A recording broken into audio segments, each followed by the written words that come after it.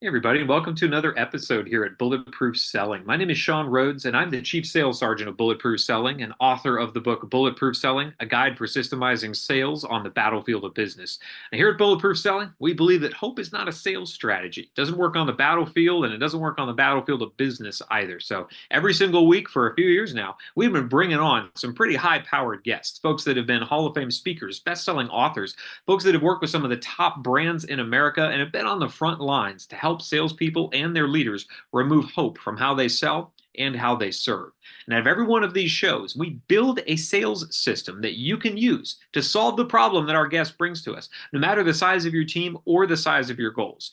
Now, on the battlefield and in sales, one thing holds true, and that's that the people that operate on the front line of either of those realms, they want to maintain as much control as possible. Because if you've ever been in a stressful situation and you feel like things are going out of control, not a good place to be. If you've ever been on a sales call and you've noticed, hey, that thing's about to go off the rails, or it went off the rails 5 minutes ago, and I'm just trying to figure out how do I extricate myself out of it, then you understand what I'm talking about. So, out of our show today, our guest has been someone that has worked with some of the top brands in the world to help them actually release control so that they can get it back. It's a really interesting thing that we're going to discuss because it goes beyond just having a great system in place. It goes into the mindset that you have when you're in a situation where you don't always have all of the control that you would want to have. So, without further ado, it is my pleasure to welcome to the show Miss Jeanette Bronee. Now, Jeanette and I know each other from the speaker world, but Jeanette has quite the resume. She's gotten to work with Microsoft, Lockheed,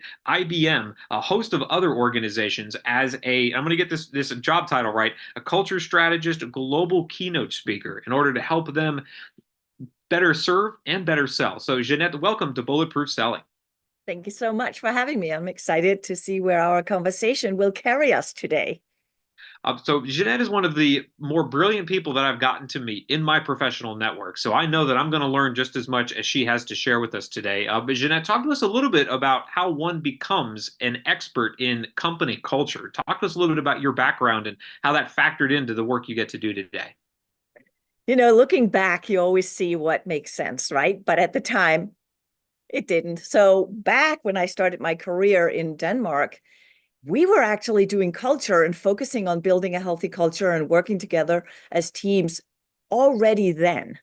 And I worked with Esprit, and we were focusing a lot on how do we build a healthy culture by spending time not talking about work. So that was really interesting. And then what I was always doing was also training salespeople, because I was in retail, training salespeople to understand how to engage with customers and feeling that we were doing it all together, not as individuals. And so looking back, I see that. I see that as, wait a minute, I was trying to build a healthy culture back then already. You know, my career changed and did a lot of different things over the time, but that feels like that is such a core element of who I am because I was a young executive. And I think being in Denmark, growing up in Denmark, community and culture is actually really important for our well-being. And that's the dots that I was able to connect now later in my life after going through working with people, selling, training, and now having also focused on well-being. Hence, well-being in the workplace is the foundation for us doing better work together. And what is the challenge that a company might have before they recognize they need Jeanette to come in? You mentioned, some brands like Microsoft, IBM, Lockheed Martin. These are massive organizations. You'd figure that their profit margin would be enough. And when I talk to salespeople, they say, "Hey, culture is important. I want my boss to leave me alone so that I can go do my job." That's the extent of the culture I'm interested in. Yeah. You and I know what it's like to work at a place with great culture or with poor culture. So talk to us about the things that a business leader may see going on to know, hey, culture is probably the root cause of this issue. Yes. And I would also say I think things are changing Ah, because I think we have been in a culture where, the strongest, the fittest, we were just doing our own, we were the performers and we were high performers, especially in sales. We're looking at who's the highest performer and so on and so forth. And I think things are changing where we realize that we're not actually performing on our own ever. It's Hmm. actually because of the culture and the support system that we have, and we're really creating results together. And I think it's a shift in how we see the world that's happening to begin with, and we're trying to understand how culture actually is very distracting from being a high performer if it's not a healthy culture, Mm. whereas it actually supports us in being at our best. And we can actually reclaim our attention and our focus and our courage and our curiosity when there is a healthy culture and a support system that backs us up.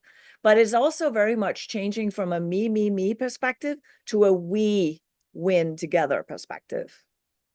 And I know a lot of salespeople would agree with that. They've noticed that if they don't have a team that can deliver what they're selling because there's no communication, or that team of implementers or deliverers hates their lives, then the repeat business tends to not be there. So Yeah. it is critical that everyone in an organization is aligned on the same page with what they're doing, especially in sales. And so the way that I tend to sell good culture to salespeople, curious to get your thoughts on this, Jeanette, is that if I'm enjoying what I do and I'm part of a great culture, I actually have more time to sell and my sales go better. Would you agree with that? I will, because I think of time as attention. Mm, I think we waste a lot of time every single day solving the wrong problem, fighting the wrong problem, and not engaging with each other in a constructive and curious way. And so that's where the time piece comes in, because I actually think we have looked at time as by the clock rather than how we spend it.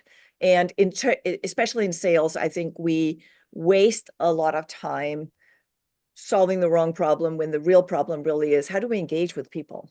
mm, interesting. And so the question that I want to ask that I've been really curious about with you, because of with your experience, these massive organizations and actually helping them shift culture, Yeah. which is like turning a battleship, if I'm going to use a military analogy. You know, Yes. it doesn't happen quickly, but it needs to happen if we're going to reach our destination.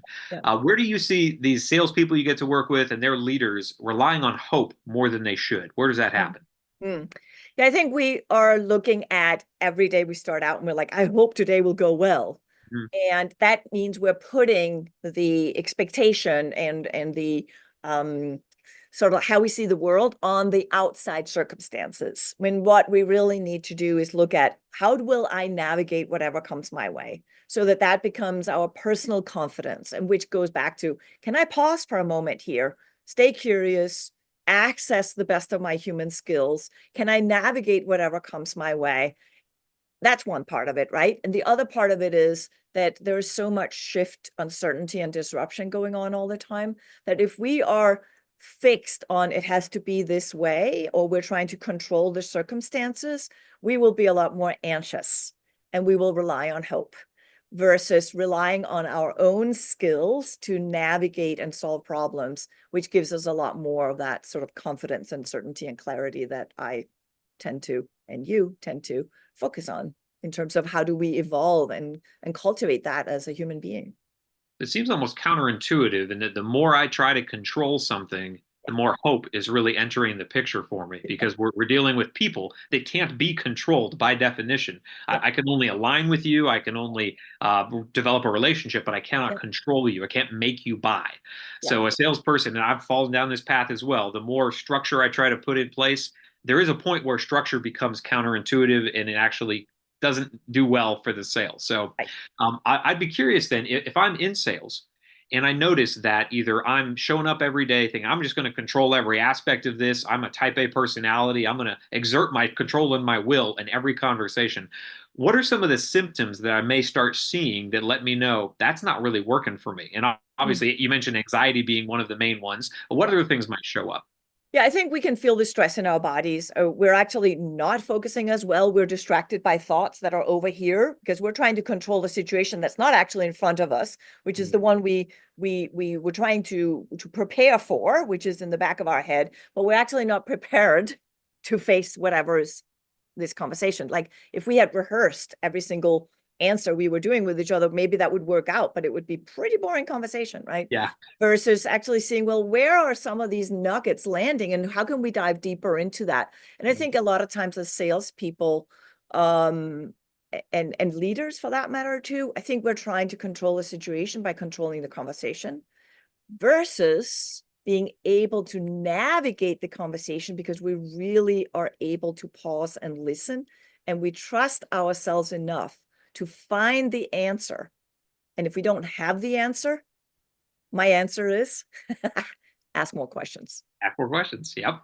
Right? I love that. Great salespeople are actually pretty good at asking questions. I noticed that. Yeah. So I really would love to build a system for how do we let go of control in order to get it back, in order to be more present and to take these pauses, like you're saying. Because in sales, a good pause has a massive effect, especially if it's inserted at the right time. Yeah. So in the military, we knew that every new system that we put into place removed hope.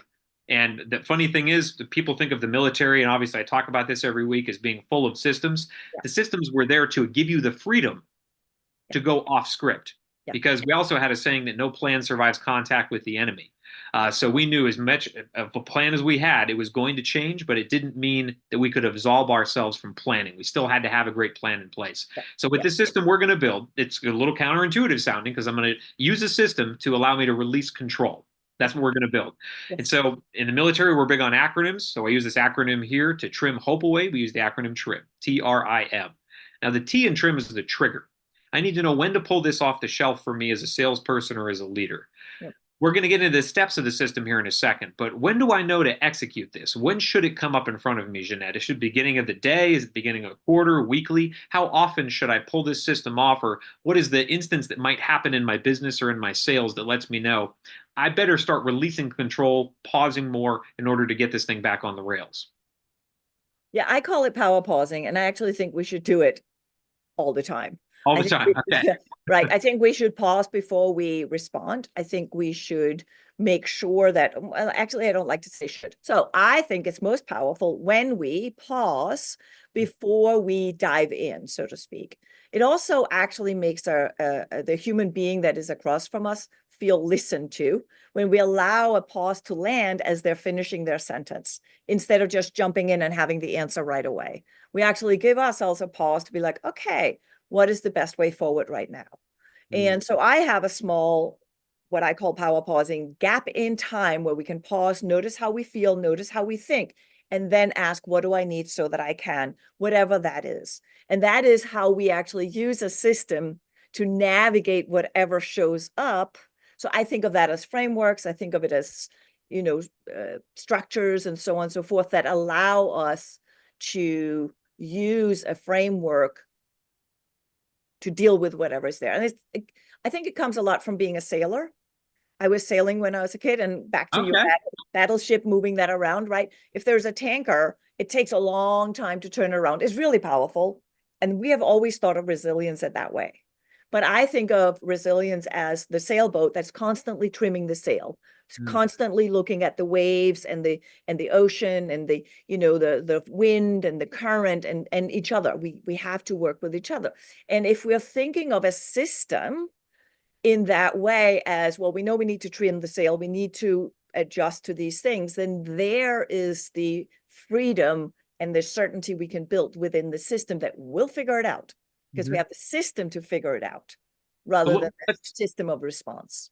Let's get that framework done then, because that's the R in TRIM, making this a repeatable process. Until I learn it, until it's really become unconscious competence for me, then I want to know, like, here are the steps to follow. And as a salesperson that's used to suddenly responding or thinking that my success is determined on how smartly I can come back to a question or how quick I can respond, what you're asking me to do might seem a little counterintuitive. So I better have a system to help me learn to execute it. So what is that framework, if you're going to break it down into 4 or 5 steps for us to actually insert that pause, let that person know I'm listening, and give feedback in a way that's coming from a place where it's not anxiety driven, it's not fear based? Walk us through that 4 or 5 step framework.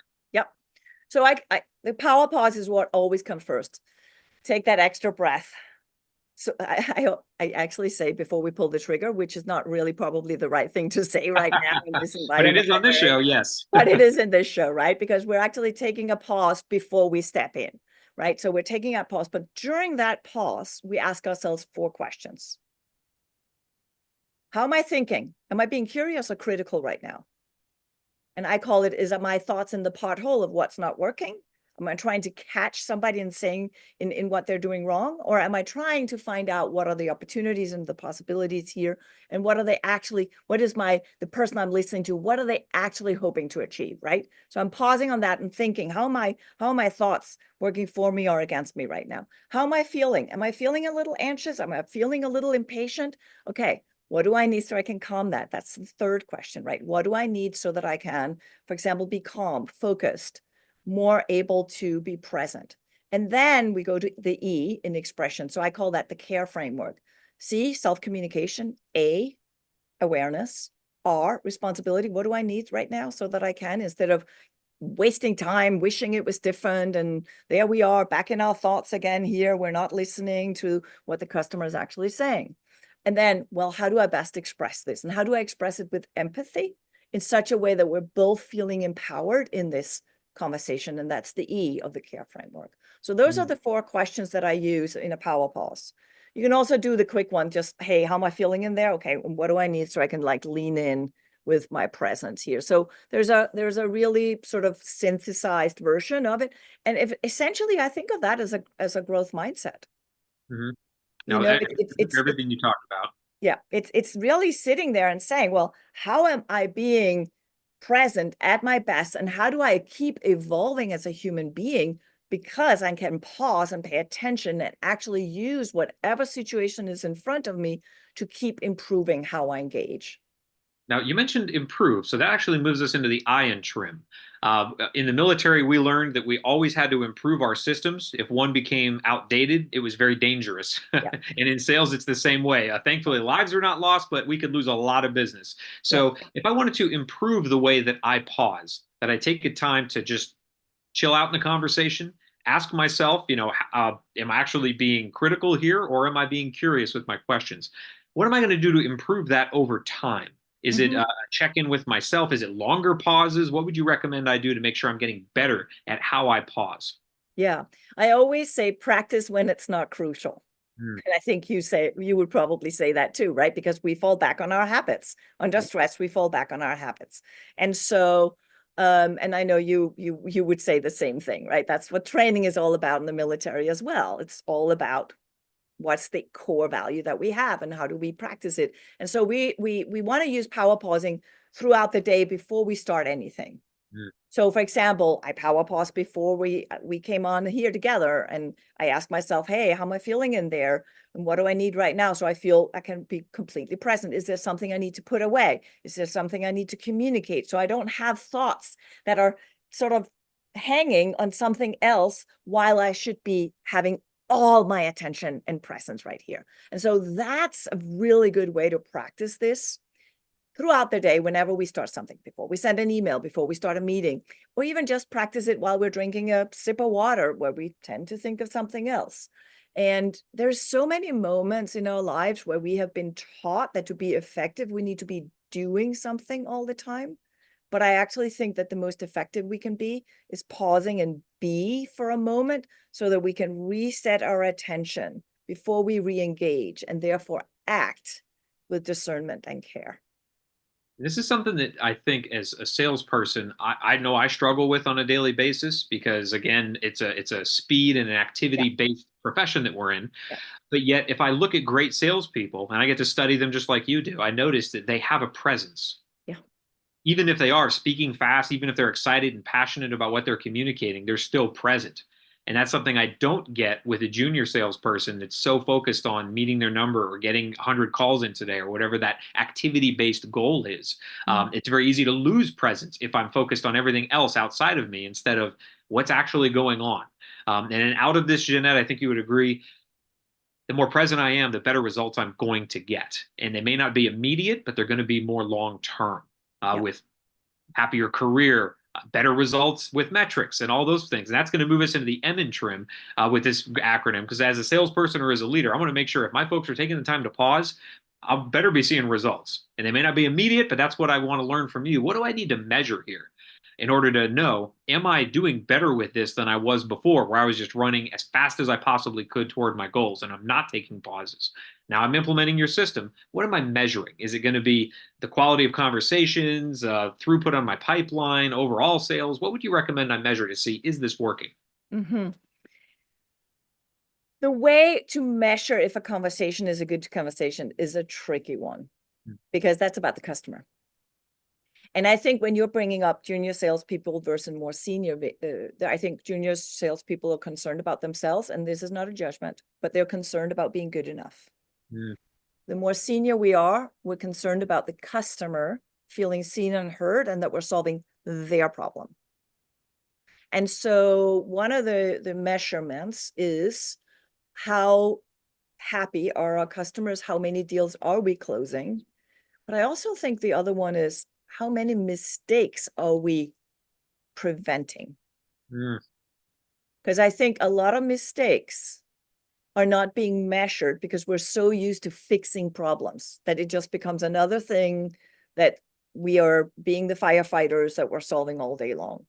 And I think a lot of times we could have prevented certain mistakes or miscommunication could have been prevented had we actually paused, listened, and asked more questions, both of ourselves, so that we're sure we're not spinning in our heads on that hamster wheel and reacting too fast and answering the wrong question. I don't know about you, but I have many times had to be on a customer service call where I know that the person is following a script, number one. I know the person is actually not listening because they have been told what the solution should be, but Yep. it might actually not be a solution that applies to me. And so I often have to say, I understand what you're saying, but that is not what I'm asking for. As a Mhm. customer, I have the bandwidth to do that, but most people don't. They'll just get angry Mhm. because they don't feel heard, unseen, and they don't know how to ask for what they need. I do, but most people don't. And so are we measuring the quality of a conversation? How do we measure that? Happy people, happy customers, closing deals, yes. So I don't think, again, pausing is about more or less. It's about the quality Mm. of the conversations that we have and the relationships that we build. And then there's that little tiny thing about how many mistakes are we preventing because we pay attention.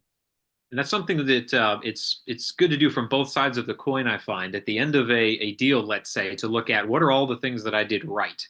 And Yeah. chances are there was a conscious or unconscious pause that preceded that great decision where I Yes. asked about budget or are there any other decision makers we need to bring into this? But then on the flip side of that, the other side of the coin is to look at if I get off a call and I know some things didn't go well, I didn't get as far as I wanted to. They told me they didn't have any budget after, we've already spent all this invested time in Yeah. having these conversations. I can also ask if I could go back and rewind the clock, where would a pause have helped? And what would I have done or asked myself in that pause Yeah. to prevent this problem from happening? If you Yeah. execute that in the future, it's amazing the way that things will go. Well, Jeanette, we've developed something that we've never done here on Bulletproof Selling, which is releasing control through a pause to get more of it back, to be able to sell more and serve more. So this has been amazing end to end. I know I'm going to use this system. For people that want to get deeper in your world, you come with a different set of experience and perspectives, and the clients that you get to work with obviously know the value of it. How do we get deeper into that world on LinkedIn, on your website with the book that you have? Tell us about that. Yes, you can find me everywhere under the name Jeanette Bronee. I think I'm the only one in the world, so I can't hide. And yes, my book is called The Self-Care Mindset. It is about the power pause and how we think, engage, and act with more discernment, intention, and purpose, and how we navigate change and grow without actually having the control, but having the framework. So it's so perfect there. And LinkedIn, yes, I'm on LinkedIn as well, and everywhere else you can find me on social. I'd be very excited to hear if you start pausing. And one of my small tools that we can all use together is we can actually be in a meeting and we can say, hey, can we just pause on that for a moment? I think we need to reset the conversation. Hmm. And it's also great for a salesperson to say, hey, can we just pause on that? I noticed you said this. I want to know more. Very, very valuable tactics. I love that stuff. So the idea of pausing, something that might seem like it slows the sale down, but actually accelerates it. That's a great system. For all of those that are listening to this, make sure if it's on iTunes, Stitcher, Spotify, leave us a review. Let other salespeople know that they don't have to fall back on hope, even if it's something as simple as pausing. It's absolutely useful in making sure that you're selling more and serving more. Thank you, Jeanette, for serving the sales community more today than we've ever had a guest do on the topic of pausing. Thank you so much. I appreciate it.